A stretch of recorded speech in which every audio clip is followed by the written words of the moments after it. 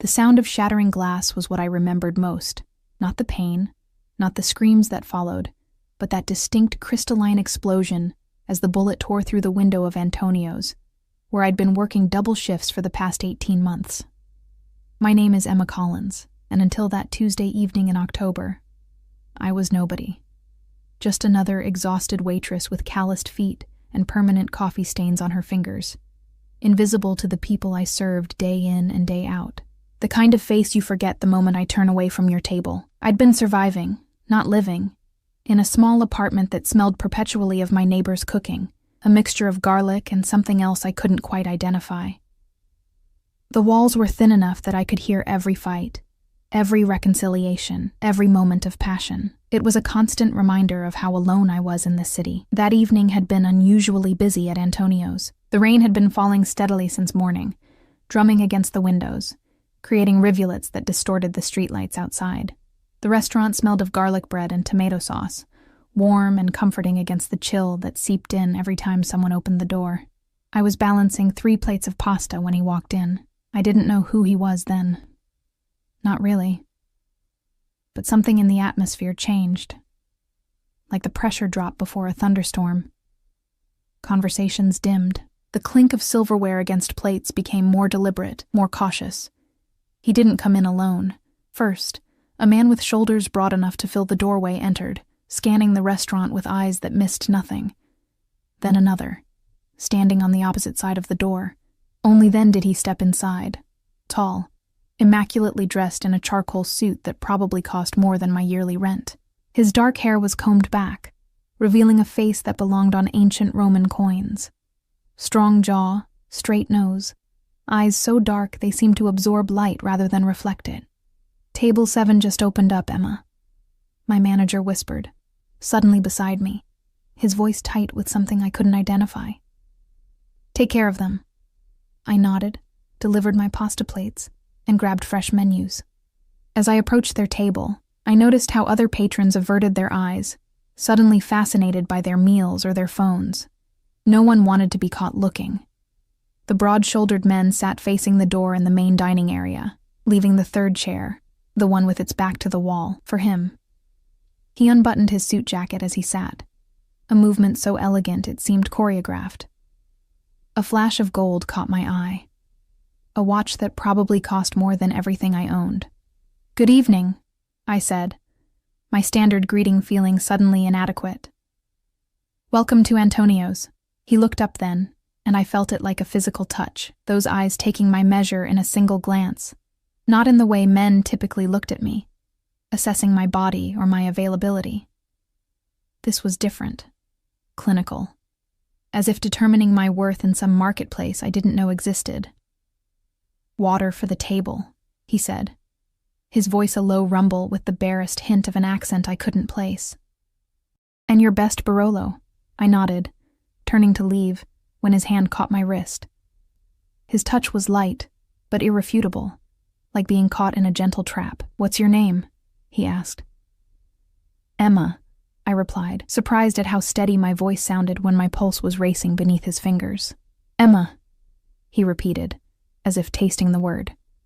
"Bring 3 glasses." It wasn't until I was halfway to the bar that I realized he hadn't looked at the menu, hadn't asked about specials, had barely acknowledged the existence of food at all. Whatever brought him to Antonio's, it wasn't our mediocre pasta. I delivered their wine with hands that trembled slightly. He noticed. Those eyes missed nothing, but said nothing. Just nodded his thanks and turned to his companions, effectively dismissing me. They spoke in low voices, switching occasionally to what sounded like Italian, falling silent whenever I approached the table. The night progressed, the rain intensified, and I moved between my tables on autopilot, hyper-aware of his presence even when my back was turned. It felt like standing near a predator. Your body knows, even when your mind is occupied elsewhere. It was nearing closing time when it happened. The front door opened, letting in a gust of cold, rain-scented air. I turned, ready to tell whoever it was that the kitchen was closed, when I saw them. 2 men in dark jackets, their faces hard, eyes scanning the nearly empty restaurant until they found what they were looking for. Time slowed. I saw one man's hand slide beneath his jacket, Saw the recognition flash across the face of one of my customer's bodyguards. Saw the dark-eyed man start to turn in his seat, too slowly. I don't know why I did it. Some dormant instinct, perhaps. Or maybe just the sudden, crystal-clear certainty that death had entered the room and was heading for table 7. "Get down!" I screamed, lunging forward. The sound came then, not the dramatic bang of movies, but something flatter, more final. A punctuation mark at the end of my ordinary life. I felt the impact before the pain. Like being punched hard in the side, the force spun me around, sent me crashing against his table. Wine glasses toppling. The precious Barolo spreading like blood across the white tablecloth. His eyes met mine as I fell, wide with something that might have been surprise. The world tilted sideways as I hit the floor. More sounds followed, shouts, another of those flat cracks, the crash of a chair. Then he was there, kneeling beside me, his expensive suit pressed against the dirty restaurant floor. His hands moved to my side, applying pressure. The pain bloomed then, hot and insistent. "Foolish girl," he murmured. But there was no anger in his voice, only a strange wonder. "Why would you do that?" I tried to answer, but my mouth tasted of copper. I watched as his pristine white shirt turned red beneath his jacket, my blood on his hands, his clothes. "Stay with me, Emma," he commanded, as if death were something I could decline if he ordered it so. "Marco! Get the car!" The ceiling of Antonio's spun above me, the patterns in the plaster swirling like stars. His face remained in focus, though, those dark eyes intent on mine as if memorizing me. "I didn't even know your name," I managed to say, the words bubbling strangely in my throat. A ghost of a smile touched his lips. "Matteo," he said. "Matteo Russo." The name meant nothing to me then. I didn't know I'd crossed paths with the most dangerous man in the city. Didn't know that Matteo Russo controlled everything from the docks to City Hall. Didn't know that saving his life had irrevocably entangled mine with his. I just knew that his arms were unexpectedly gentle as he lifted me from the floor, cradling me against his chest as if I weighed nothing. The last thing I remember is the rain on my face as he carried me out into the night. His heartbeat strong and steady against my cheek, his voice giving orders I couldn't understand. I woke to the scent of roses and the distant beeping of medical equipment. For a moment, I thought I was in a hospital, but the room around me was all wrong, spacious and elegant, with cream-colored walls and heavy curtains drawn against the sunlight. The bed beneath me was soft and enormous, the sheets finer than anything I'd ever touched.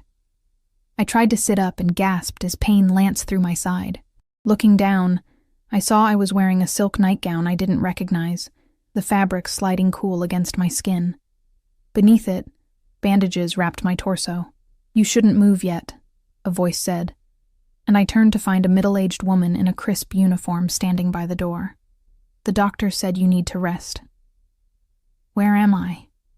My voice was a rasp. "This isn't a hospital. Mr. Russo's residence," she replied, moving to pour water from a crystal decanter on the bedside table. "I'm Mrs. Abernathy, the housekeeper. You've been here for 3 days. 3 days?"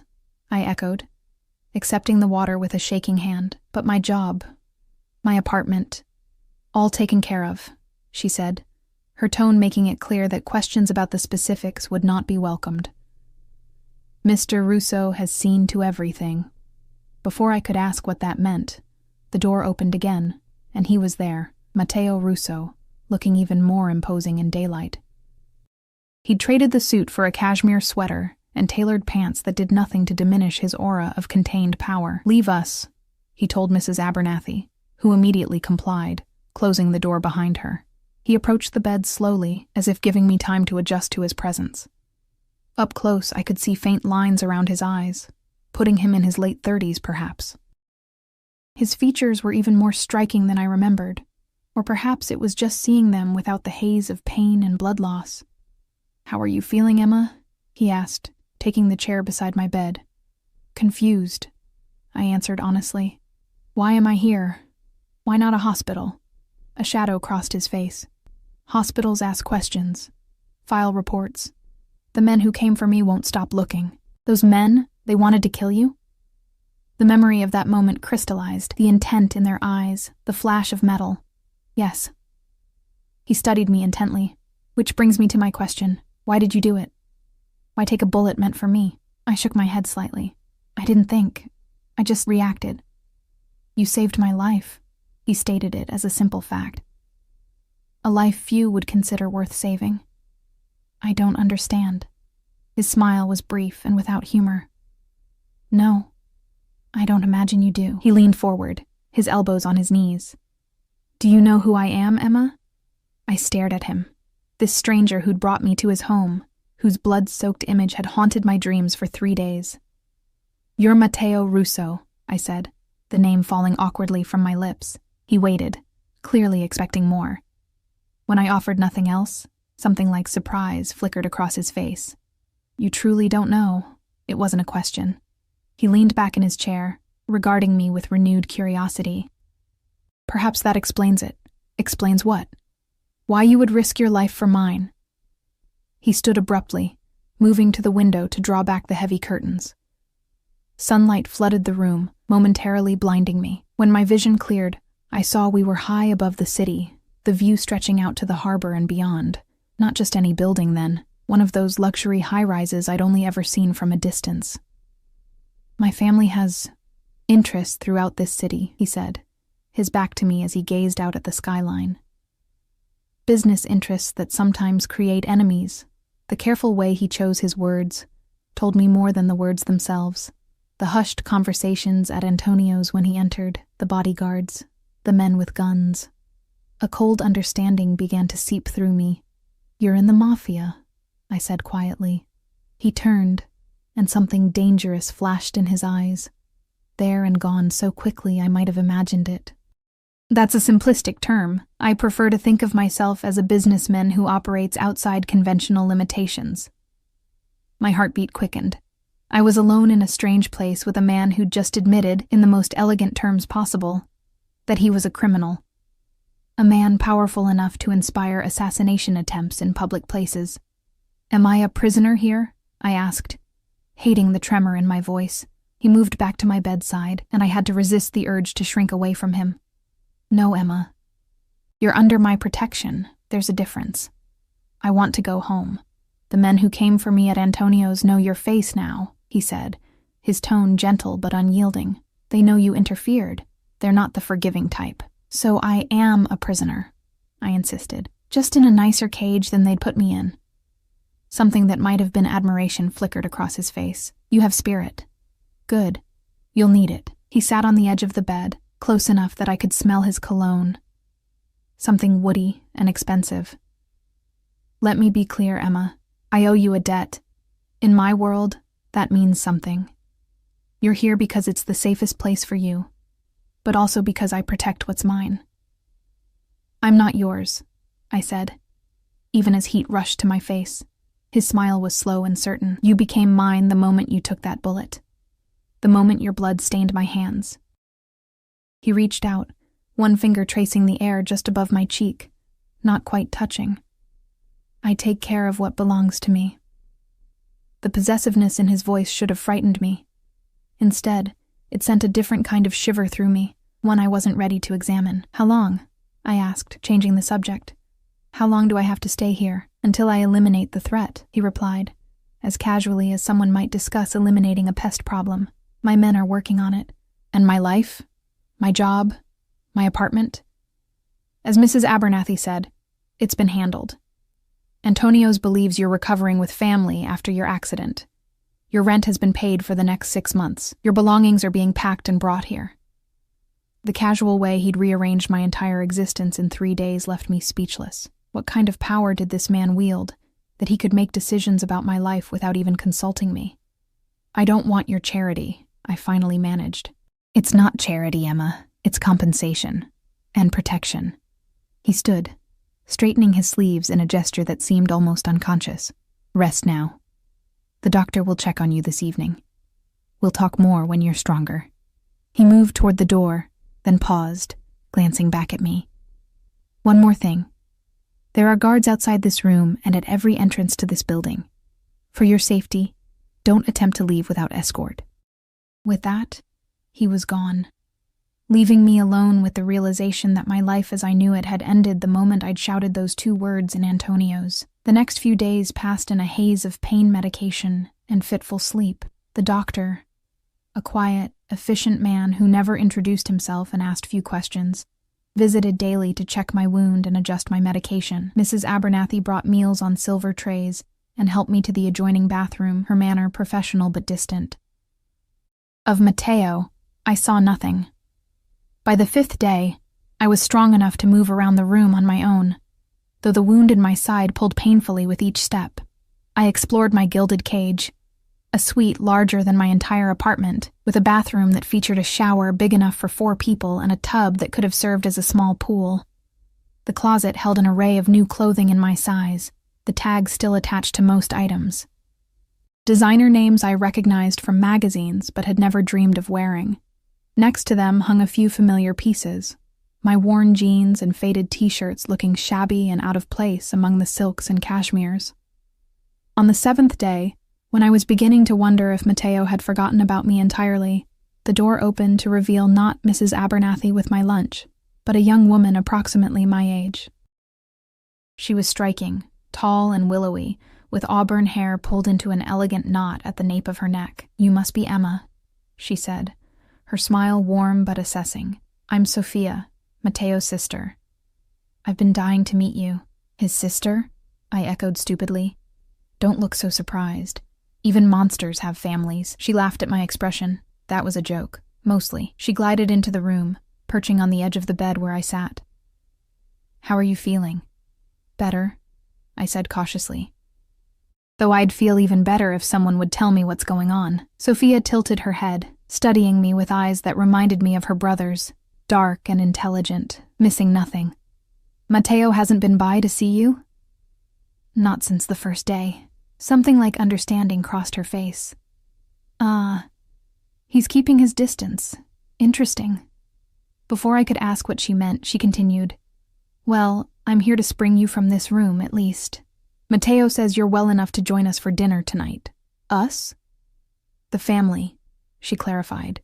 "Nothing formal. Just me, Matteo, our younger brother Dante, and our uncle Salvatore."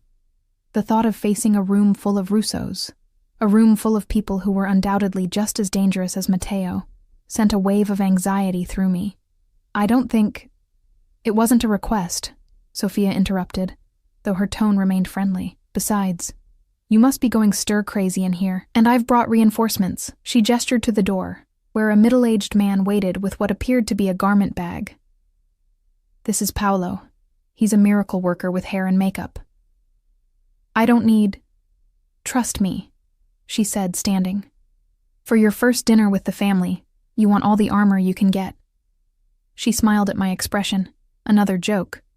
Sort of. As she turned to leave, I called after her. "Sophia?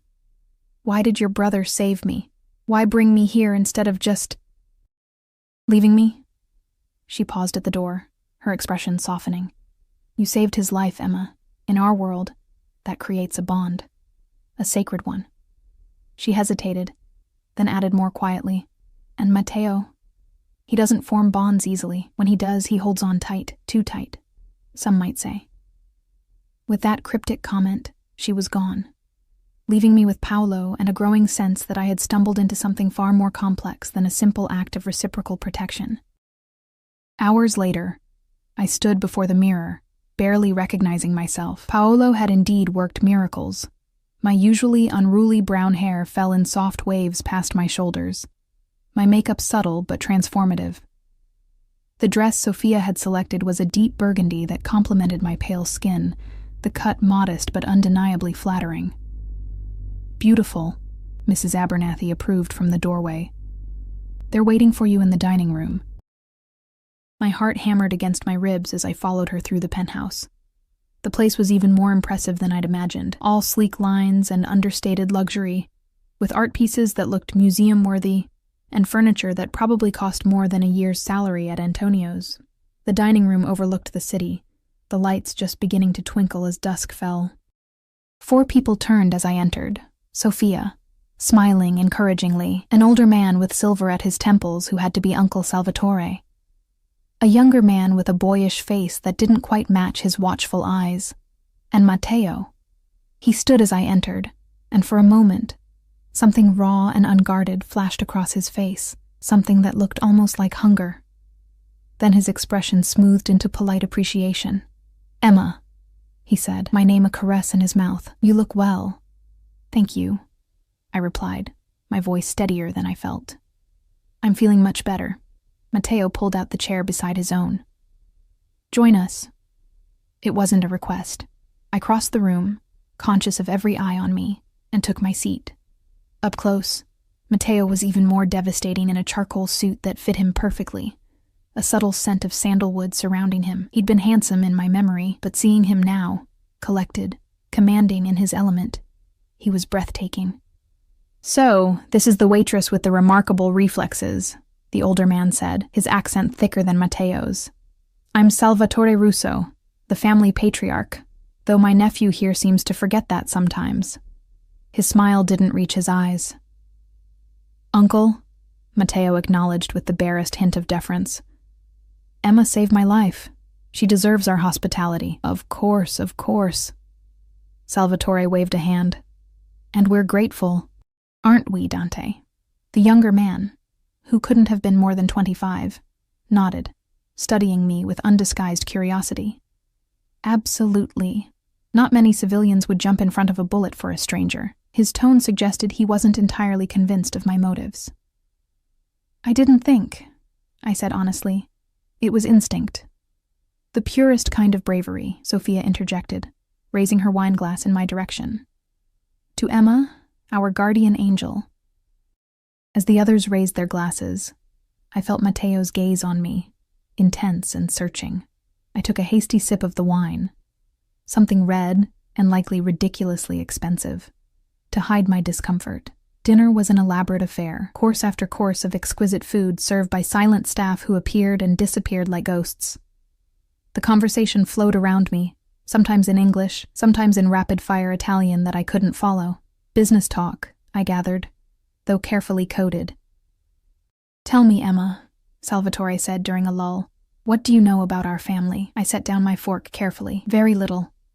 I know Matteo has business interests throughout the city." Dante snorted into his wineglass, earning a sharp look from his brother. "Indeed," Salvatore continued, ignoring the interruption. "The Russo family has been a fixture in this city for 3 generations. We've built an empire." His eyes, shrewd and calculating, never left my face. "An empire with many enemies." "Uncle," Matteo's voice held a warning. "She should know what she's involved in." Salvatore replied mildly. "The Conte family, for instance. They've been trying to move in on our territory for years. The men who came for Matteo at that restaurant? Conte soldiers." He leaned forward. "They won't stop, you know, not until they've eliminated the threat Matteo poses to their expansion." My appetite vanished, and I'm a target now too, potentially, Salvatore agreed, as if we were discussing something as mundane as the weather. "Though they might see you as leverage rather than a threat. A way to get to Matteo." "That's enough," Matteo said, his tone leaving no room for argument. "Emma doesn't need to concern herself with these matters. Doesn't she?" Salvatore raised an eyebrow. "The girl took a bullet for you, Matteo. She's in this whether she wants to be or not." A tense silence fell over the table. Sophia shot me a sympathetic glance, while Dante seemed to be enjoying the undercurrent of conflict. "The situation with the Contes is being handled," Matteo finally said. "Emma is under my protection until it's resolved." The possessive note in his voice sent a shiver down my spine, and after? I couldn't stop myself from asking, "What happens to me when it's resolved?" 4 pairs of eyes turned to me, and I instantly regretted speaking. But I'd come too far to back down now. "What happens to my life?" I pressed. "Do I just go back to Antonio's like nothing happened?" Matteo's expression was unreadable. "We'll discuss your future privately. I think the girl deserves an answer," Salvatore said, an edge of amusement in his voice. "After all, she's given up quite a lot for you already, hasn't she?" Something dangerous flashed in Matteo's eyes. "Uncle, with respect, this doesn't concern you." "Everything that affects this family concerns me," Salvatore replied, his jovial tone belied by the hardness in his eyes. And your interest in this young woman definitely affects the family. I looked between them, sensing currents I couldn't fully understand. There was history here, tension that had nothing to do with me but that my presence seemed to exacerbate. Perhaps we should move to the lounge for dessert, Sophia suggested, clearly trying to diffuse the situation. An excellent idea, Salvatore agreed, rising from his chair. Emma, you must try the tiramisu. Family recipe. As the others moved toward the door, Matteo caught my arm, holding me back. A moment, he said, his voice low. We stood in silence until the others had left, his hand warm around my wrist, his thumb unconsciously tracing circles against my pulse point. I apologize for my uncle, he said finally. He can be direct. At least someone's being direct with me, I replied. You've kept me in the dark since I got here. His jaw tightened. I've been busy ensuring your safety. By avoiding me? By eliminating threats, he countered. The Conte family doesn't forgive or forget. What you did at Antonio's, he broke off, seeming to struggle with something. You have no idea what you've stepped into, Emma. Then tell me, I insisted. I deserve to know. He released my wrist and moved to the window, staring out at the city lights. The man you saved isn't someone worth saving, he said quietly. I've done things you couldn't imagine. Things that would make you run from me if you knew. I'm not naive, I said. Though we both knew it wasn't entirely true. I know what your business interests probably entail. He turned back to me, his expression grave. No, you don't. And that innocence. He stepped closer. Close enough that I had to tilt my head to maintain eye contact. That's what I'm trying to preserve. By keeping me prisoner in a gilded cage? By keeping you alive, he corrected sharply. Then more softly. By keeping you untainted by my world for as long as possible. Something in his tone made my heart race. You talk as if I'll be in your world indefinitely. His eyes, dark and intense, held mine. You crossed a line when you saved me, Emma. There's no going back to your old life. Not completely. Fear and something else, something I wasn't ready to name, twisted in my stomach. That's not your decision to make, isn't it? He reached out, his fingers brushing a strand of hair from my face with unexpected gentleness. You bound yourself to me the moment you took that bullet. A life for a life. In my world, that creates a debt that can never truly be repaid. I shivered at his touch, hating my body's response to his proximity. I don't want your debt. What do you want, Emma? His voice had dropped to a near whisper. The question caught me off guard. What did I want? To go back to my dingy apartment and my dead-end job? To return to a life where I was invisible? Forgettable? The truth was, despite the danger and uncertainty, part of me had come alive in this strange new world, a part I hadn't known existed. My voice faltered. I want to understand why you care what happens to me. Why not just have your doctor patch me up and send me on my way with enough money to buy my silence? Why all of this? I gestured around us, at the opulent room, the new clothes, the care I'd been given. Something shifted in his expression. A softening around the eyes, a vulnerability I hadn't seen before. Because when I looked into your eyes as you lay bleeding on that restaurant floor, I saw something I recognized. His hand moved to my face, cupping my cheek. Something I thought I'd never find. My breath caught. What? Someone who would sacrifice themselves for another without calculation. Without agenda. His thumb brushed across my lower lip, sending electricity coursing through me. Do you have any idea how rare that is in my world, Emma? How precious? I couldn't look away from him, couldn't move, couldn't breathe. The intensity in his gaze held me captive more effectively than any locked door. Matteo, are you coming? Dante's breaking out the good brandy. Sophia's voice shattered the moment. He stepped back, his hand falling away from my face, his expression shuddering closed once more. We should join the others, he said, his voice carefully neutral again. I nodded, not trusting myself to speak, and followed him from the dining room, my mind racing with everything he'd said, and everything he hadn't. The evening progressed in a blur of rich dessert, expensive alcohol, and carefully maintained small talk. Salvatore told stories of Matteo's childhood that made Sofia laugh and Matteo scowl. Dante flirted harmlessly with me, earning sharp glances from his brother that he seemed to deliberately ignore. Through it all, I felt Matteo's awareness of me like a physical touch, his eyes following me when he thought I wouldn't notice, his body angling toward mine whenever I spoke. Whatever connection had flared between us in the dining room remained, humming like a live wire beneath the surface of our polite interactions. It was after midnight when Salvatore finally rose to leave, kissing Sofia on both cheeks and clapping Dante on the shoulder. When he reached Matteo, he embraced him in a way that seemed both affectionate and calculating. "Remember what we discussed," he murmured, just loud enough for me to overhear. "Family comes first, always." Matteo's expression gave nothing away, but I saw his jaw tighten. "Good night, Uncle." As Salvatore turned to me, I caught a glimpse of something in his eyes. A calculation, an assessment, that made my skin crawl. "Good night, Emma. I expect we'll be seeing much more of each other." Block 4. After Salvatore left, the atmosphere in the room lightened perceptibly. Sofia kicked off her heels and curled up on the sofa, while Dante poured himself another brandy. Matteo remained standing, his posture still rigid, eyes distant as if his mind were elsewhere. "Well, that was relatively painless," Sofia remarked, giving me a sympathetic smile. "Uncle Sal was on his best behavior tonight." "That was his best behavior?" I asked, unable to hide my disbelief.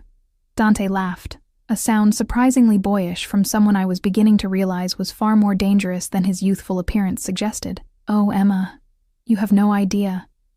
Usually, he spends the entire dinner reminding Matteo of his failures and questioning his leadership. Dante..." Matteo's voice held a warning. "What?" "She's going to figure it out eventually." Dante dropped onto the sofa beside his sister. "Uncle Sal thinks Matteo's too soft to lead the family business. Too, what's the word he uses? Sentimental." I glanced at Matteo, trying to reconcile the words soft and sentimental with the hard, controlled man before me. His face revealed nothing, but I noticed his hands, those elegant, powerful hands, had curled into fists at his sides. "I think Emma's had enough family politics for one night," Sofia interjected gently. "Why don't we talk about something else, like what we're going to do with her now that she's up and about?" "Do with me?" I echoed.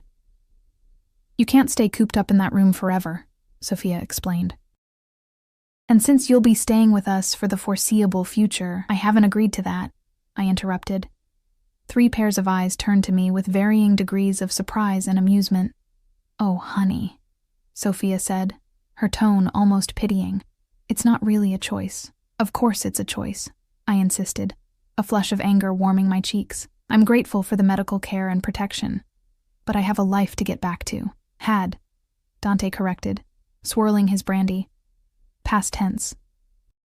"That life is over, Emma. The moment you stepped in front of that bullet, you became part of this."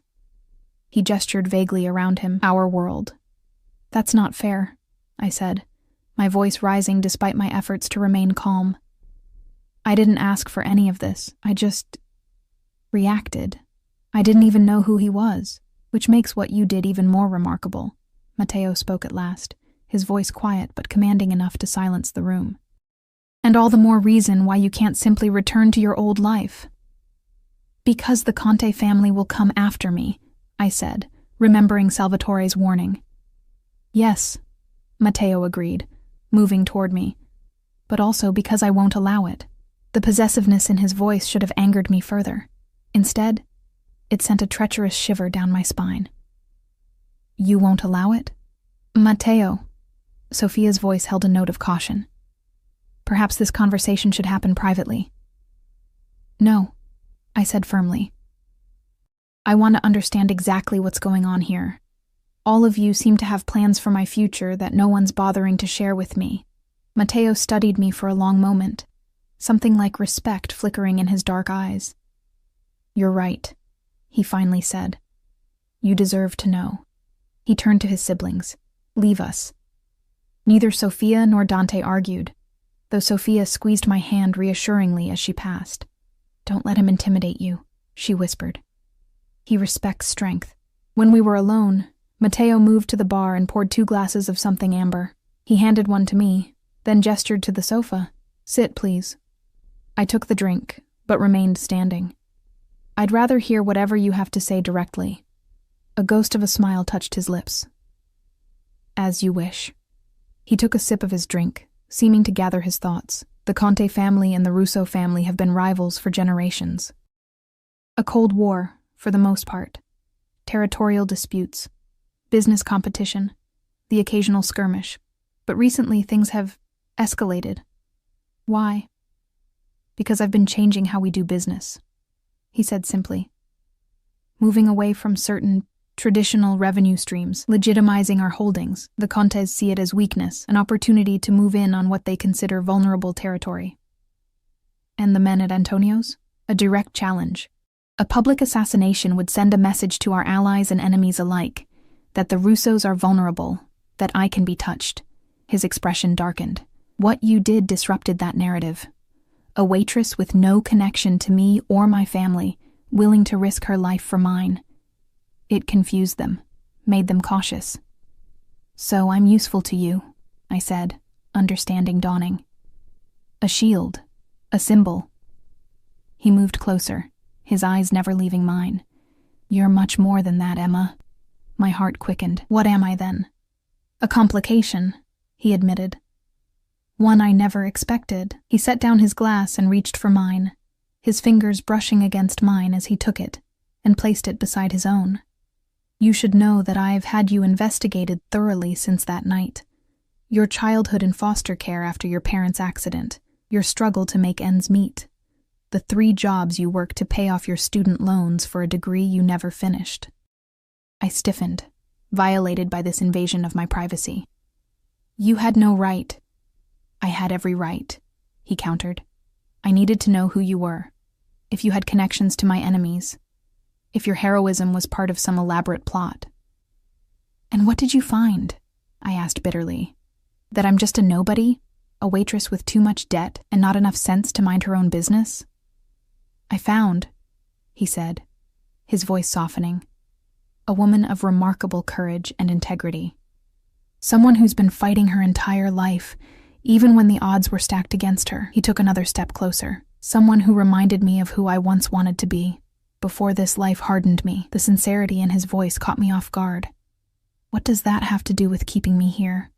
With telling me I can't go back to my life? The Contis know your face now. They've undoubtedly discovered your identity, your history, just as I did. They'll use you to get to me, either as bait or as a message." Fear coiled in my stomach. "By killing me. Or worse," he said grimly. "The men who work for Enzo Conte are not known for their restraint or mercy, especially with women." I wrapped my arms around myself, suddenly cold despite the warmth of the room. "So I stay here, under your protection. For how long?" "Until the threat is eliminated." "And how do you plan to eliminate it?" More violence, more bloodshed. Something hard and cold settled over his features. "This is my world, Emma. I don't expect you to understand it or approve of it." "You're right. I don't." I took a deep breath, forcing myself to meet his gaze directly. "But I'm not naive enough to think there's an easy way out of this situation either. So here's my proposal. I'll stay, under your protection, until this Conte threat is resolved. But I want something in return." His eyebrows rose slightly, a flicker of surprise and perhaps admiration crossing his face. "You're negotiating with me?" "I'm establishing boundaries," I corrected. "If I'm going to be part of your world, even temporarily, I need to have some control over my own life." He considered me for a long moment, then inclined his head slightly. "What are your terms?" "I want to work," I said firmly. "Not at Antonio's, obviously, but somewhere. I need purpose, routine. I can't just sit in that room all day waiting for someone to try to kill me." A faint smile touched his lips. "Reasonable. What else?" "Information," I continued, emboldened by his willingness to listen. "I want to know what's happening, with the Contis, with the threat to me, with your plans. No more being kept in the dark." His expression grew more guarded. "Some information would put you at risk." "I'm already at risk," I pointed out. "Knowledge at least gives me some power in this situation." He nodded slowly. "Within limits, I can agree to that. Anything else? I hesitated, then decided to push my luck. Freedom to leave when this is over. A new identity if necessary, somewhere the Contis can't find me. A chance to build a life away from all of this. Something flashed in his eyes. Pain, perhaps, or anger. There and gone so quickly I might have imagined it. If that's what you truly want when the time comes, he said, his voice carefully neutral, I won't stop you. Then we have a deal? We do. He extended his hand, and after a moment's hesitation, I placed mine in it. His grip was warm and firm, his skin surprisingly calloused for a man who wore such expensive suits. But I have one condition of my own. Which is? Your safety is non-negotiable, he said, his fingers tightening around mine. If I give an order regarding your protection, you follow it without question, no matter what. The intensity in his eyes made it clear this wasn't a point he would compromise on. Agreed, I said quietly. He released my hand, though he seemed reluctant to do so. Then it settled. Starting tomorrow, Mrs. Abernathy will show you around the penthouse. You'll have access to most areas, though my office and certain other rooms will remain off-limits. My security team will brief you on protocols. And I'll speak to Sophia about finding you suitable work within one of our legitimate businesses. Thank you, I said, meaning it despite the strangeness of the situation. He picked up our abandoned drinks, handing mine back to me. To new arrangements, he said, raising his glass slightly. I clinked my glass against his, acutely aware of his eyes on me as I took a sip. The liquor burned pleasantly down my throat, warming me from within. One more thing, Emma, he said, his voice dropping to a lower register that seemed to resonate directly in my chest. The debt between us, the life debt. It doesn't expire when the Conte threat is eliminated. In my world, such a debt is binding, permanent. I swallowed hard, understanding the implication. Meaning? Meaning that wherever you go, whatever life you build, you will always be under my protection. Always be. He paused, seeming to choose his words carefully, connected to me. The possessiveness in his voice should have frightened me. Instead, it sent heat spiraling through my body, a reaction I couldn't quite understand or control.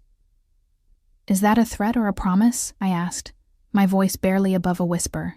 His smile was slow and knowing, as if he could read every confused emotion crossing my face. That, Emma, he said softly, is entirely up to you. The following weeks unfolded with surprising speed, each day drawing me deeper into Matteo's world, despite my determination to maintain some distance.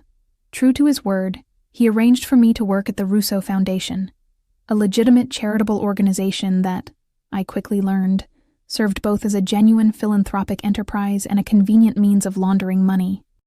My position as an administrative assistant to Sophia, who ran the foundation with surprising passion and competence, gave me purpose and structure.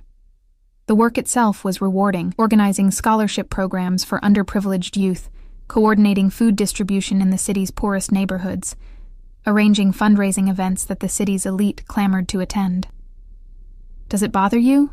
I asked Sophia one afternoon as we sorted through scholarship applications. Knowing where some of this money comes from? She looked up from the file she was reviewing, her expression thoughtful. The source doesn't change the good it does, she said simply.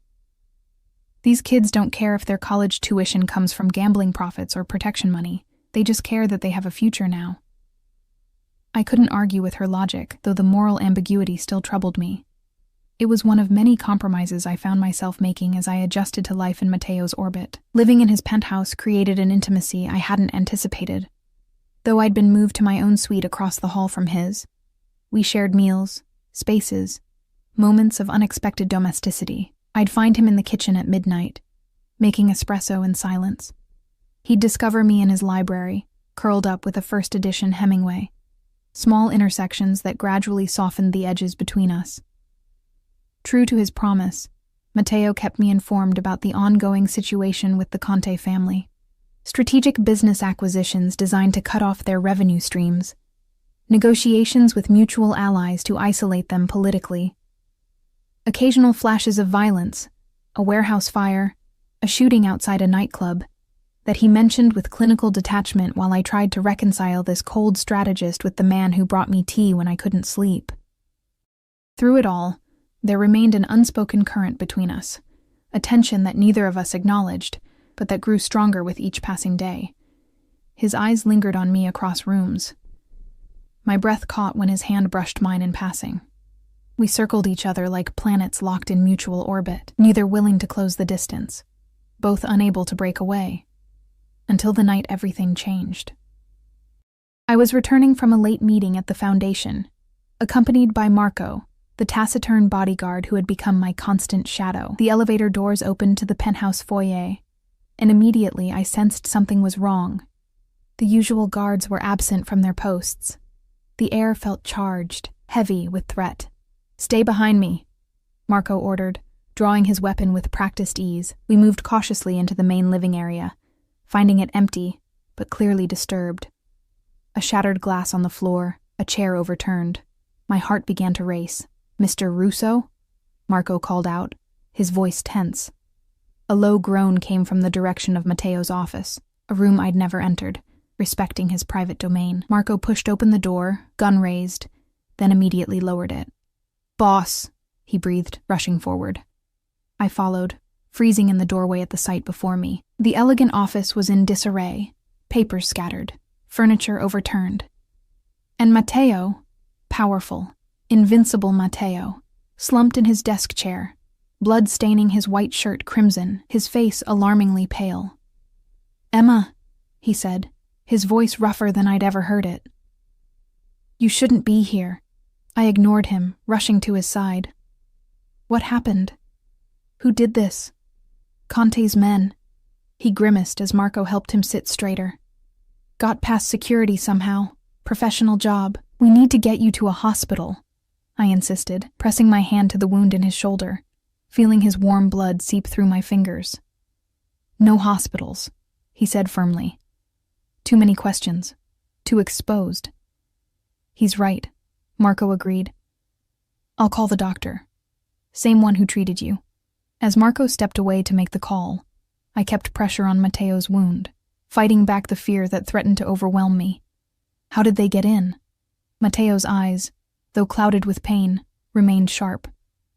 Inside help. Someone gave them access codes, security protocols. Who would... I began. Then understanding dawned. Salvatore. A bitter smile twisted Matteo's lips. My uncle has always had strong opinions about how this family should be run, and who should be running it. He tried to have you killed. The betrayal seemed incomprehensible to me, though I recalled the tension between them at dinner, Salvatore's parting words. Family comes first, always. He tried to have me removed, Matteo corrected. The Conte men were hired guns, but the plan was Salvatore's. Fortunately, they were in a hurry. Sloppy. His hand covered mine where it pressed against his wound, his skin burning hot. "I've survived worse." "Boss?" Marco returned, his expression grave. "Doctor's on his way, but we have another problem. Ms. Sofia and Mr. Dante have been taken." The color drained from Matteo's face. "What?" "Your siblings were at the downtown restaurant. Conte's men grabbed them 20 minutes ago. We just got word." Matteo surged to his feet, swaying dangerously. I caught him, struggling under his weight. "I have to get them back," he growled. "You're in no condition," I began. "They're my family." He cut me off, his eyes burning with a fury I'd never seen before. "I won't leave them in Conte's hands. Not for a minute." I recognized the futility of arguing. "Then I'm coming with you." His eyes met mine, surprise momentarily replacing the pain and rage. "Absolutely not. You can barely stand," I pointed out. "And you said yourself I'm already a target. At least together we have a better chance." Marco looked between us, clearly uncomfortable with both options.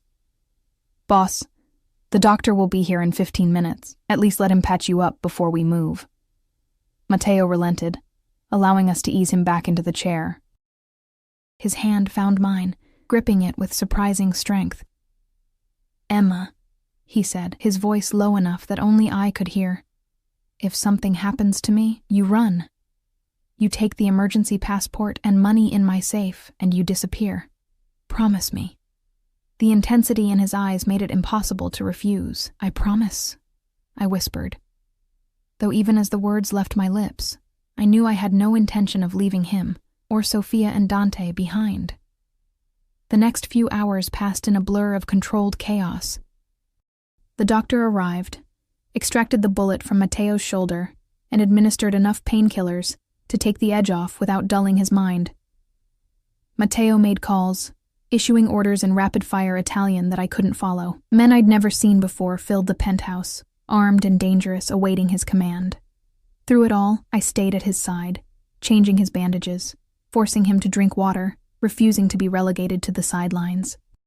If he was surprised by my stubbornness, he didn't show it, instead accepting my presence with a grim nod. "Enzo Conte is holding them at the old brewery on the east side," he finally announced, studying a map spread across his desk. "It's isolated, easily defended. He's expecting me to come." "It's a trap," Marco stated the obvious. "Of course it is," Matteo agreed. "Which is why we're not going to do what he expects." I listened as he outlined his plan, a two-pronged approach, with one team creating a diversion at the front, while a smaller team, led by Matteo himself, entered through a forgotten access tunnel that had once been used for Prohibition-era smuggling. "And me?" I asked when he'd finished. His expression hardened. "You stay here, under guard." "No," I said simply. Anger flashed in his eyes.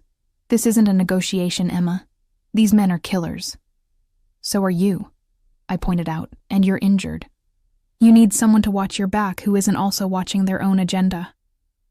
I leaned closer, lowering my voice. "After what happened tonight, can you really trust everyone in this room? If Salvatore betrayed you, who else might have been turned?" The truth of my words registered in his eyes. He studied me for a long moment, then gave an almost imperceptible nod. "You stay behind me at all times," he said, his tone making it clear this was non-negotiable. "And you wear a vest."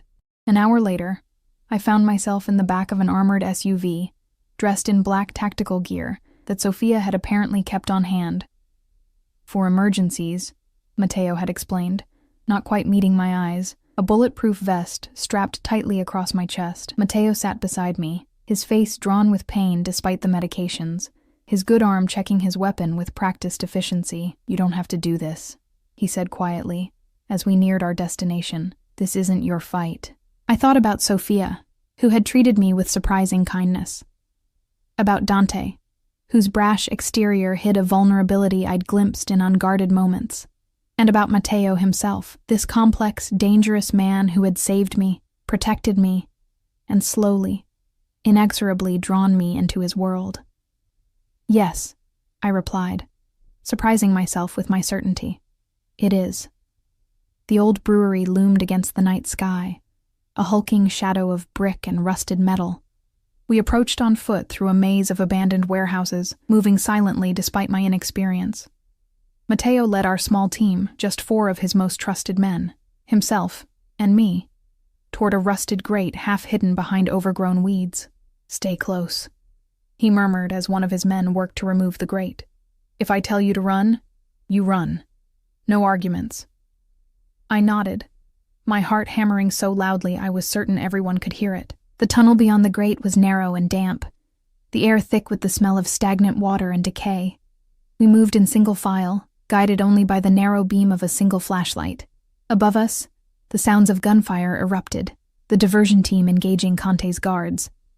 Matteo quickened his pace, his injured shoulder apparently forgotten in his urgency to reach his siblings. The tunnel eventually opened into a basement storage area, stacked with rotting wooden crates and rusted machinery. Matteo signaled for silence, listening intently. Voices filtered down from above, angry shouts in Italian, then a woman's cry of pain that could only be Sophia. Something dangerous flashed in Matteo's eyes. He issued silent commands to his men, who spread out toward various exits.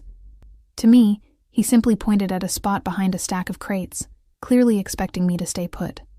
I nodded, knowing that arguing now would only endanger everyone. They moved with practiced efficiency, disappearing up different staircases.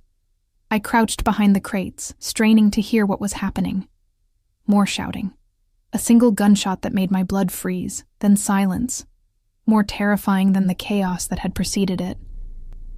Unable to bear it any longer, I emerged from my hiding place, moving cautiously toward the nearest staircase.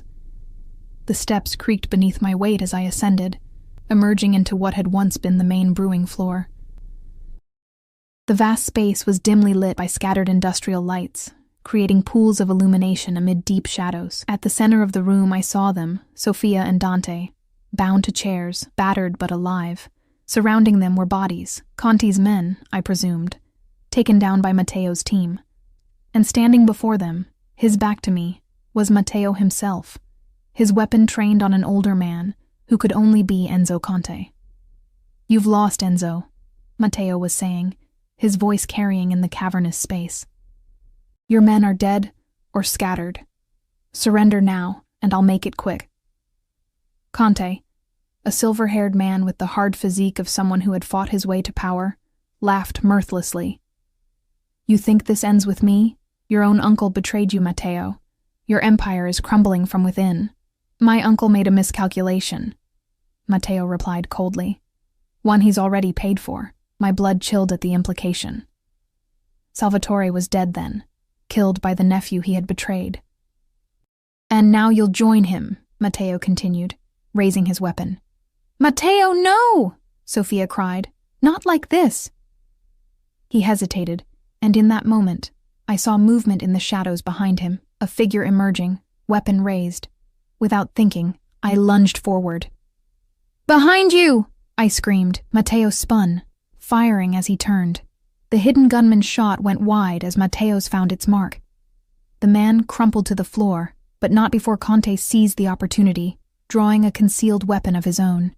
Everything seemed to slow down. I saw Conte aim at Matteo's unprotected back, saw Matteo, still focused on the fallen gunman, unaware of the new threat, saw the desperate faces of Sophia and Dante, unable to warn their brother in time. My body moved of its own accord, muscle memory from that night at Antonio's propelling me forward. I slammed into Matteo just as Conte fired, the impact sending us both sprawling to the concrete floor. Pain blossomed in my side, hot and sharp despite the vest. As Matteo rolled, bringing his weapon to bear with lethal precision, 2 shots rang out, and Enzo Conte fell, his expression one of surprise rather than fear. "Emma!" Matteo was suddenly above me, his face contorted with panic as his hands pressed against my side. No, not again." I tried to speak, but found I couldn't catch my breath. Looking down, I saw blood seeping between his fingers, my blood bright against the black tactical gear. "The vest," I managed, confused. "The bullet found the gap," he said grimly. "Just hold on. We're getting you out of here." As darkness began to encroach on the edges of my vision, I was vaguely aware of being lifted, of Matteo's voice issuing urgent commands, of the warmth of his arms around me as he carried me from that place of death. His heartbeat, strong and steady against my cheek, was the last thing I remembered before the world went black. I woke to the now familiar scent of roses and the soft beeping of medical equipment, an echo of my first morning in Matteo's world that brought a strange sense of déjà vu. But this time, when I opened my eyes, I wasn't alone. Matteo sat beside the bed, his powerful frame folded uncomfortably in a chair that seemed too small to contain him. His head was bowed, his eyes closed, one hand wrapped around mine. He looked exhausted, stubble darkening his jaw, his injured shoulder heavily bandaged beneath a rumpled shirt. "We have to stop meeting like this," I murmured, my voice a rasping whisper. His head snapped up, those dark eyes flooding with relief. "Emma." Just my name, but filled with such emotion that it caught in my chest. "Sophia? Dante?" I asked, wincing as pain flared in my side when I tried to shift position. "Safe," he assured me. "Thanks to you." His thumb traced circles on the back of my hand. "You saved my life. Again." "Keeping score?" I attempted a smile. "Always." His expression grew serious. "The doctor says you were lucky. The bullet missed your vital organs by millimeters." "Doesn't feel lucky," I admitted, grimacing. "It will," he promised. "When you're fully recovered." A thought occurred to me. sending a jolt of anxiety through my body. Conte? His organization? Enzo is dead, Matteo confirmed. His son has taken control, but we've reached an understanding. A truce of sorts. The territory has been divided, boundaries established. His mouth quirked in a humorless smile. Peace through mutual deterrence. And Salvatore? Something dark flashed across Matteo's face. My uncle made his choice. He paid the price for betrayal. I should have been horrified, I knew. Should have recoiled from this casual confirmation of murder. Instead, I felt only a grim understanding. In Matteo's world, betrayal could not go unpunished. Family or not. So it's over? I asked, hardly daring to believe it. The immediate threat, yes. His grip on my hand tightened. But my world will never be completely safe, Emma. There will always be rivals, enemies, those who see me as standing in their way. I remembered our agreement that when the Conte threat was eliminated, I would be free to leave, to build a new life away from the danger and moral complexity of Matteo's world. The promise of freedom should have filled me with relief. Instead, I felt only a hollow emptiness at the thought of walking away. Our deal, I said quietly. You promised I could leave when this was over. A new identity. A fresh start. Pain flickered across his face. Quickly masked. I remember, he said, his voice carefully neutral. If that's what you want, I'll honor our agreement. And if it's not what I want, hope blazed in his eyes so suddenly it took my breath away. Emma, he said, my name a caress on his lips. What are you saying? I took a deep breath, wincing at the pain in my side. I'm saying that I've spent my whole life being invisible, Matteo. Being nobody. Until that night at Antonio's, when I finally did something that mattered. I met his gaze steadily, and since then, I've been seen. Really seen. By you, by Sophia, even by Dante. I've done work that makes a difference at the foundation. I've found a purpose I never had before. My world is dangerous, he warned, though I could see the hope still burning in his eyes. Violent, morally complicated. I know, I acknowledged, and I'm not saying I approve of everything you do, but I understand it better now. The code you live by. The loyalty you show to those under your protection. I squeezed his hand. I don't want to go back to being invisible, Matteo, and I don't want to run away to become someone else, somewhere else. What do you want? He asked, echoing the question he'd asked me weeks ago in his penthouse. This time I knew the answer with absolute certainty. I want to stay. With you. With this strange, dangerous family I've somehow become part of. I want to continue working at the foundation, doing good with whatever resources are available, regardless of their origin. I met his gaze steadily. I want to be by your side, Matteo. Not as a prisoner or a protected asset, but as a partner. For a moment he seemed frozen, as if afraid any movement might shatter the moment. Then he leaned forward, his free hand coming up to cup my face with impossible gentleness. I've been alone my entire life, even surrounded by family, he said, his voice rough with emotion, until you. This remarkable woman who took a bullet for a stranger, who saw something in me worth saving, when I'd long since given up on redemption. His thumb brushed across my cheekbone. I love you, Emma Collins. I think I have since that first night, when you looked at me with no fear in your eyes, only determination to protect a life you deemed worthy, not knowing what darkness that life contained. I know what darkness it contains now, I said softly. I've seen it, but I've also seen the light in you, Matteo. The loyalty, the honor, however unconventional, the capacity for love. He leaned closer, his breath warm against my lips. Stay with me, he whispered. Be my strength, my conscience, my heart. In answer, I closed the distance between us, my lips finding his in a kiss that felt like coming home after a long, difficult journey. His mouth was warm and certain against mine, the kiss deepening with a hunger that spoke of weeks of restraint, finally breaking. When we parted, both breathless, I saw in his eyes a future I never could have imagined for myself, one filled with danger and passion, complexity and purpose. A life at the side of a man who had once been a stranger I'd impulsively saved, and who had become the center of my world. "I'll stay," I promised. "For as long as you want me." His smile, rare and genuine, transformed his face, softening the hard edges, revealing the man beneath the carefully constructed armor. "Then prepare for forever, Emma Collins," he said, sealing the promise with another kiss. "Because I'm never letting you go." Outside the window of our bedroom, the city stretched out before us, a landscape of light and shadow, of danger and possibility. But here, in the circle of Mateo's arms, I had finally found where I belonged. Not as a nobody, not as a victim, but as the woman who had saved a dangerous man's life, and in doing so, had saved her own.